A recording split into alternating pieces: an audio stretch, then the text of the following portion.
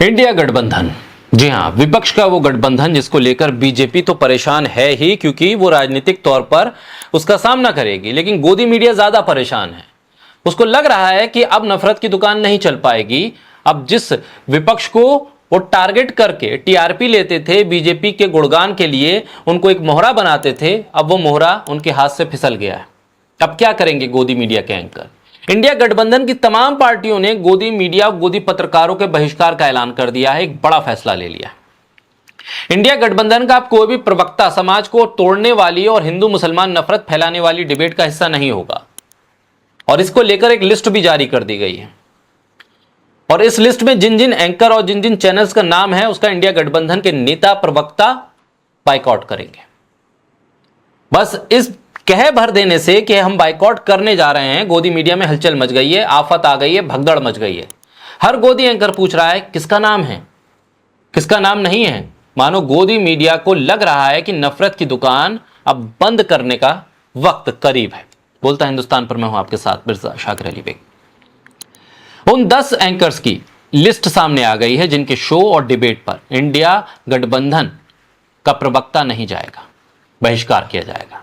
जिसमें सबसे आगे है न्यूज 18 नेटवर्क। जी हां, अंबानी का चैनल न्यूज 18 और उसके एंकर अमन चोपड़ा, अमीश देवकर, ये सबसे ऊपर है।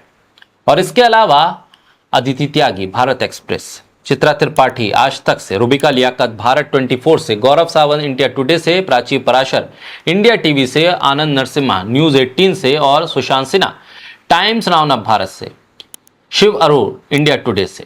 और इसके अलावा सुदर्शन न्यूज, दूरदर्शन और रिपब्लिक भारत इस संपूर्ण बहिष्कार का ऐलान विपक्ष कर चुका है।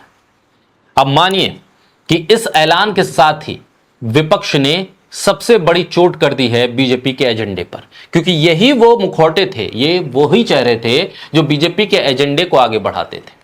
विपक्ष के ऐलान के साथ ही बहिष्कार के डर से एंकर अब सच्चाई स्वीकार करने को मजबूर होने लगे हैं। अंजना कश्यप अब एक प्रोग्राम में गई थी तो कहने लगी, बताने लगी कि कुछ एंकर्स ने झुकते झुकते रेंगना शुरू कर दिया है, यानी सच्चाई बोलने को मजबूर हो रही हैं। अब गोदी एंकर खुद को दूसरों से अलग बताने की कोशिश करने में जुट गए हैं। ये बता रहे हैं कि मैं वैसा नहीं हूं जैसा दूसरा वाला गोदी एंकर है, इसलिए मुझे बख्श दिया जाए। विपक्ष की सभी पार्टियां और कांग्रेस पार्टी ने गोदी मीडिया के बहिष्कार का ऐलान करने से एक चोट दी है उस टीआरपी पर जो नफरत की टीआरपी के खेल के जरिए शुरू हुई थी। अब वो खत्म होने लगी।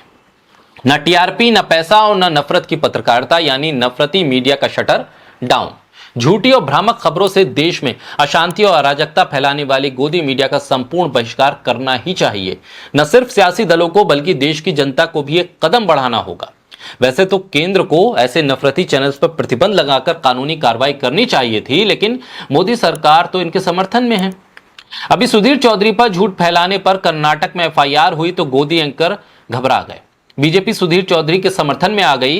गोदी मीडिया के नफरती एंकर्स का बहिष्कार उतना ही जरूरी है जितना कि सरकार की गलत फैसलों की आलोचना। नफरत भरे बयान हिंसा का असली कारण है और ये बयान इन चैनल्स पर आते हैं और डिबेट के जरिए फैलते हैं। अब रोक जरूरी भी है। भारत के लोकतंत्र के लिए, देश के किसान, नौजवान और अल्पसंख्यकों के लिए गोदी मीडिया खतरा बन चुका है। अगर इस देश को बचाना है, तो इस देश में शांति को कायम, सद्भावना को कायम रखना है, तो गोदी मीडिया का बहिष्कार करना जरूरी है। इससे देश को बचाना जरूरी